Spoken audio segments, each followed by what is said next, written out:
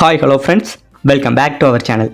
இன்றைக்கி நாம் பார்க்க போகிறது டிராகன் பால் சீசன் 6ல் episode 69 the possibly cute fortune teller Baba. So starting சீனில் நம்ம கோகு கூட அவரோட ரேடார் உடஞ்சிட்டுன்னு பார்த்து மாஸ்டரோட வீட்டுக்கு வந்தாங்க பார்த்தீங்களா. இப்போ நம்ம மாஸ்டரோட வீடை தாங்க காட்டுறாங்க. அங்கே நம்ம புல்மா என்ன பண்ணுறாங்க, அந்த ரேடாரை எடுத்து பிரித்து போட்டுக்கிட்டு இதில் எதுவுமே உடையில. எனக்கு ரொம்பவே ஆச்சரியமாக இருக்குது, இந்நேரம் அந்த டிராகன் பால் இதில் காட்டியிருக்கணுமே அப்படின்னு சொல்ல உடனே சுற்றி உள்ளவங்க என்ன சொல்கிறாங்க, ஒருவேளை அந்த டிராகன் பால் வந்து ஸ்பேஸில் இருக்குமோ, இந்த டிராகன் பால் ரேடாரோட ரேஞ்சுக்கு அப்புறம் இருக்குமோ, அதனால தான் காட்டலையோ அப்படின்னு சொல்ல உடனே நம்ம புல்மா சொல்றாங்க, இல்ல ஏதாச்சும் வந்து அந்த டிராகன் பாலை உயிருள்ள ஒரு விஷயம் முழுங்கி இருக்கும், அதனால கூட இது காட்டாம இருந்திருக்கலாம் அப்படின்னு சொல்றாங்க. ஆமா, இந்த டிராகன் பாலை வந்து ஒரு முதலையோ ஒரு மிருகம் ஏதாச்சும் ஒன்று முழுங்குனது அப்படின்னா அதோட உயிருள்ள திசுக்கள் இருக்கு பார்த்தீங்களா, அது அந்த டிராகன் பாலை சுத்தி இருந்தது அப்படின்னா அது வந்து இந்த ரேடார்ல தெரியாதான். ஸோ அதனால கூட இதுல காரணமா இருக்கலாம் கோகு அப்படின்னு சொல்ல உடனே நம்ம எமச்சா என்ன சொல்றாரு, கவலைப்படாதீங்க, அது எப்படியுமே அதோட கழிவுகளை வெளியேற்றும், அப்போ போய் நம்ம அதை எடுத்துடலாம் அப்படின்னு சொல்ல உடனே இவங்க எல்லாம் வந்து என்ன அமைச்சா வர வர இப்படி இறங்கி யோசிக்கிற அப்படிங்கிற மாதிரி யோசிச்சுக்கிட்டு இருப்பாங்க.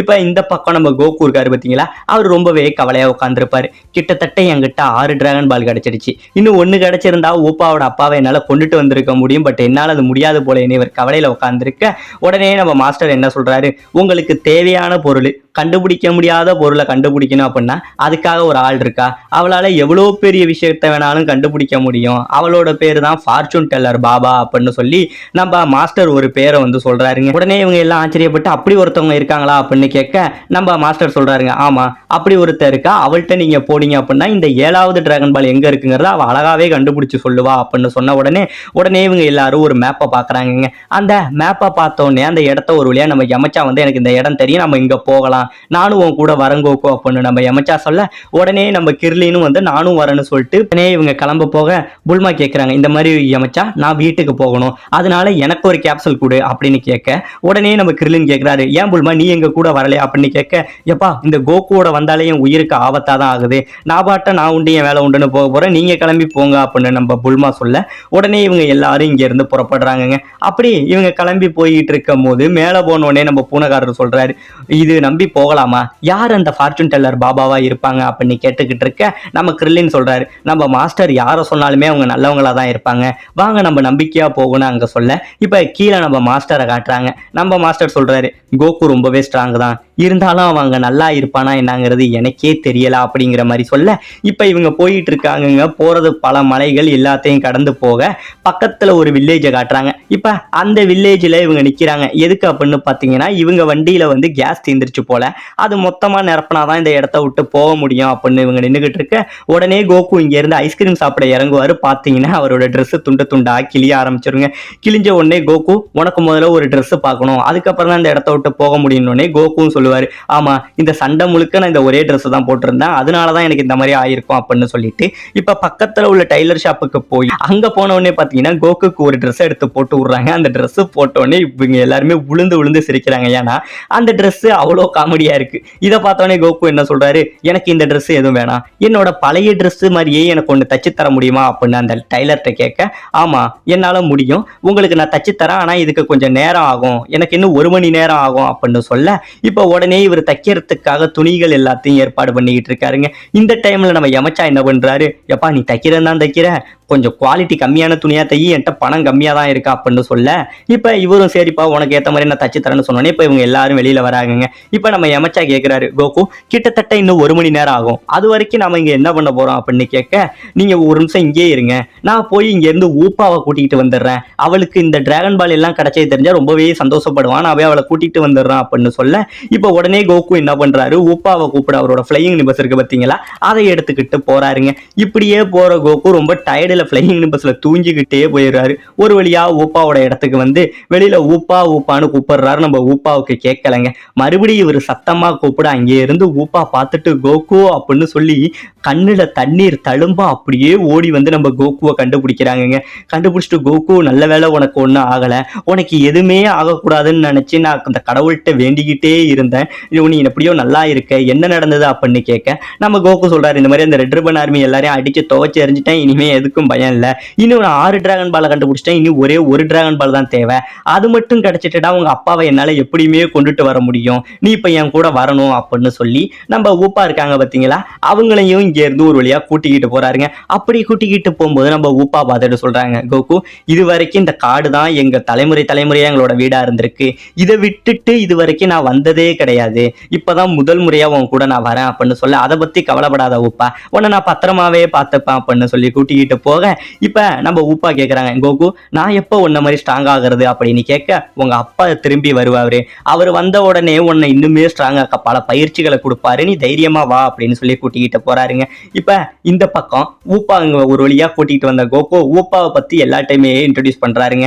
இப்ப நம்ம ஊப்பாவை பொண்ணுன்னு நினைச்சுக்கிட்டு நம்ம கிர்லின் இருக்காரு பார்த்தீங்களா, அவர் இந்த இடத்துலயே லவ் ரொமான்ஸ்லாக உடனே கோகு கிட்ட போய், கோகு நீ கூட்டிட்டு வந்த அந்த பொண்ணு யாரு, என்னை பத்தி கொஞ்சம் நல்லபடியா சொல்லு அப்படின்னு நம்ம கிர்லின் கேட்க, ஒரு நிமிஷம் இருக்கு கிர்லின், அது வந்து பொண்ணே கிடையாது, அது பையன், அவன் பேர் ஊப்பா அப்படின்னு சொன்னோன்னே நம்ம கிர்லினுக்கு ஒண்ணுமே சொல்ல முடியலங்க. இப்ப ஒரு வழியா நம்ம கோகு என்ன பண்றாரு, அவருக்கு தைக்க கொடுத்திருந்தாரு பார்த்தீங்களா அந்த ட்ரெஸ், அது இப்ப அவருக்கு ஒரு வழியா கிடைச்சிடுது, யமச்சா கொடுக்கவும் செய்யறாரு. நம்ம கோகு அத்தனை பேருக்கு முன்னாடி ட்ரெஸ் எல்லாத்தையும் அவுத்துட்டு இந்த ட்ரெஸ்ஸை மாத்த அங்க சுத்தி உள்ள லேடிஸ் எல்லாருமே இவங்களை பார்த்து சிரிச்சுட்டு போறாங்க.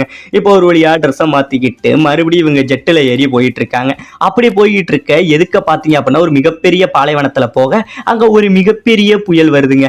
இவங்க எல்லாரும் அந்த புயலை பார்த்துட்டு பயந்துகிட்டு நிக்க எப்படியோ ஒரு வழியா அந்த புயல் வர வழி எல்லாத்தையுமே தாண்டி வெளியே வந்துடுறாங்க. அப்ப கிரிலின்னு கீழே ஏதோ ஒரு அரண்மனை மாதிரி தெரியுது, நம்ம போக வேண்டிய இடம் அதுதான் போலன்னு சொல்ல, இப்ப உடனே இவங்களும் ஒரு வழியா கீழே இறங்கி வராங்க. இவங்க வர அவங்களுக்கு முன்னாடி வரிசையில ஒரு 5 தடியனுங்க நல்லா பார்க்க வாட்டமா இருக்காங்க. அவங்க நின்றுகிட்டு இருக்க உடனே நம்ம யமச்சா பயந்துகிட்டே ஹாய் அப்படின்னு கேட்க, இவங்க அப்படியே முறைச்ச மாதிரியே நிக்கிறாங்க. அப்ப திடீர்னு அவங்க கிட்ட பேசிக்கிட்டு இருந்த ஒரு மிகப்பெரிய ஒரு உயிரின மாதிரி இருக்குங்க. இது அங்கேயே இருந்து பறந்து வந்து இவங்களை பார்த்து, இன்னும் கொஞ்ச நேரம் வெயிட் பண்ணுங்க, இவங்க போனதுக்கு அப்புறம் நீங்க அந்த பாபாவை பார்க்கலாம் அப்படின்னு சொல்ல உடனே இவங்களும் சரி என்னடா இது இவ்வளவு ஆச்சரியமா இருக்கு, இவ்வளவு பேர் நிக்கிறாங்களேன்னு சொல்லி பயத்துல நின்றுகிட்டு இருக்க. அந்த டைம்ல இவங்க யாருக்குமே இது சந்தேகமாவே இருக்குங்க, இது உண்மையிலேயே ஃபார்ச்சூன் டெல்லர் பாபா தானா, ஏதோ அடியாளு நடத்துற இடம் மாதிரி இருக்கேடா, இங்க என்னதான் நடக்குது, இவங்க இன்னுமே பயத்துல நின்றுகிட்டு இருக்க. அப்ப ஒரு பணக்காரன் இங்க இருந்து இவங்களை கிராஸ் பண்ணி போறாங்க. ஒரு வழியா இந்த பாபா எப்படியோ நமக்கு தேவையானதை கண்டுபிடிச்சிட்டாரு, இது ரொம்பவே நல்லவராதான் இருப்பாரு போல அப்படின்னு சொன்னோன்னே தான் இவங்களுக்கு நம்பிக்கையே வருது. சரி என்னானாலும் பார்த்துக்கலாம் அப்படின்னு சொல்ல, இப்ப ஃபர்ஸ்ட் இந்த 5 பேர் இருக்காங்க பாத்தீங்களா, இப்ப இவங்களை உள்ள கூப்பிடுறாங்க. இவங்க உள்ள போறாங்க. போனவொடனே பாத்தீங்க அப்படின்னா ஒரே சத்தங்க கடந்து கத்துறானுங்க, கதறானுங்க. இது எல்லாத்தையும் கேட்டோடனே வெளியில நிக்கிற நம்ம கோகு டீமுக்கு பயங்கரமான ஆச்சரியமும் வருது, பயமும் வருது. இவங்க ஏன்டா இப்படி கத்துறாங்க, இவங்களுக்கு என்னடா ஆயிட்டுங்கிற மாதிரி பயந்துகிட்டு இருக்க. இப்ப அந்த 5 பேர் இருந்தாங்க பாத்தீங்களா அடி வாங்கிட்டு, அவங்க பயங்கரமா அடி வாங்கிட்டு மண்டை கை கால் உடஞ்சி அங்க இருந்து எதுக்க நடந்து வந்துகிட்டு இருக்காங்க. இதை பார்த்தோன்னே இவங்களுக்கு பயம் இன்னுமே அதிகமாகுதுங்க. இப்ப அதே டைம் அந்த இது மறுபடி வந்து லேட்டானதுக்கு என்ன மன்னிச்சுக்குங்க, இப்ப நீங்க உள்ள போகலாம் அப்படின்னு சொல்லி நம்ம கோகு டீமை உள்ள வர சொல்ல இவங்க பயந்துகிட்டே தாங்க நிக்கிறாங்க. இப்ப ஏன் உள்ள இவ்வளவு சத்தம் கேட்டுச்சு, என்ன நடந்துச்சுன்னு கேட்க, இது எதுவுமே சொல்லாம இந்த வழியில வாங்க அப்படின்னு மட்டும் கூப்பிட்டுட்டு போகுது. இப்ப ஒரு வழியா இவங்க உள்ள வர உள்ள ஒரு வெளிச்சத்துல இருந்து ஒரு வயசான கிழவி ஒருத்தவளை காட்டுறாங்க. ஆமா இவதாங்க ஃபார்ச்சூன் டெல்லர் பாபா. இந்த பாபாவை பார்த்தோன்னே நம்ம கோகு, ஓ நீங்க தான் ஃபார்ச்சூன் டெல்லர் பாபாவா அப்படின்னு கேட்க, ஆமா என்ன பேரு ரொம்ப நகைச்சுவையா வச்சிருக்கீங்க அப்படின்னு கோகு கேட்க, டேய் இது என்னோட சிறப்பு பேருடா அப்படின்னு சொல்லி கோகு கிட்ட பேசிட்டு, இப்ப எனக்காக நீங்க ஒரு பொருளை கண்டுபிடிக்கணும், நாங்க ஒரு பொருளை தேடிக்கிட்டு இருக்கோம், எங்களுக்கு கண்டுபிடிச்சு தருவீங்களா அப்படின்னு இவங்களும் உடனே நான் கண்டுபிடிச்சு தருவேன்னு சொல்ல இவங்க எல்லாருக்கும் பயங்கரமான சந்தோஷம், படம் வந்த வேலை முடிஞ்சுட்டு அப்படின்னு. ஆனா அந்த பொருளை உங்களுக்கு கண்டுபிடிச்சு தரணும்னா அதுக்கு பதிலாக நீங்க எனக்கு சில விஷயங்களை பண்ணணும்னு என்னன்னு கேட்பாங்க. எனக்கு நீங்க 10 மில்லியன் ஜெனி தரணும் அப்படின்னு சொன்ன உடனே நம்ம யமச்சா பயந்துகிட்டு, என்னது 10 மில்லியன் ஜெனியா, அவ்வளோ பணம் எங்க கிட்ட கிடையாது, என்ன இவ்வளவு கேட்குறீங்கன்னு சொல்லி ஆச்சரியப்பட உடனே நம்ம கோக்கும், ஓ அது அவ்வளோ பெரிய காலம் யமச்சா, அது நம்மள்ட்ட இல்லையா அப்படின்னு சொன்ன உடனே இப்ப இவங்க என்ன பண்றாங்க, பரவாயில்ல பணம் இல்லைன்னா பரவாயில்ல, அது இல்லாம உங்களை வேற ஒரு வழியும் என்கிட்ட இருக்கு, நீங்க ஏன் கூட வாங்கன்னு சொல்லி இப்ப இவங்களை வேற இடத்துக்கு கொண்டுகிட்டு போக அங்க போய் இவங்க சொல்றாங்க, ஒருவேளை பணம் தர முடியல அப்படின்னா என் கூட எனக்காக 5 வீரர்கள் இந்த இடத்துல இருக்காங்க, அவங்கள நீங்க தோக்கடிக்கணும், நீங்க 5 பேர் இந்த போட்டியில கலந்துக்கலாம், எப்படியோ அந்த 5 வீரர்களை நீங்க தோக்கடிச்சிட்டீங்க அப்படின்னா நீங்க கேட்கிற அந்த பொருளை நான் உங்களுக்கு இலவசமாவே கண்டுபிடிச்சு தருவேன், உங்களுக்கு எது பை ஈஸியா அப்படின்னு சொல்ல உடனே இவங்க வந்து, ஓ அப்படியா 5 பேரை தோக்கடிக்கணும் அவ்வளவுதானே, நாங்கெல்லாம் வந்து அப்பயே வந்து தென்கட்சி டோர்னமெண்ட்ல செகண்ட் இடம் போனவங்க, எங்களாலாம் இதை அசால்ட்டா முடியும் அப்படின்னு நம்ம கிரில்லின் சொல்ல உடனே இந்த பாபா, நீங்க நினைக்கிற மாதிரி அந்த 5 பேரும் சாதாரணமானவங்க இல்ல, இப்பயே முடிவு எடுத்துக்கங்க அப்படின்னு கேட்க, நாங்க அவங்களை ஈஸியாவே தோக்கடிச்சிருவோம், இவங்களும் இந்த இடத்துல நிக்க இதோட இந்த இடத்துல இந்த எபிசோட முடிக்கவும் செய்யறாங்க.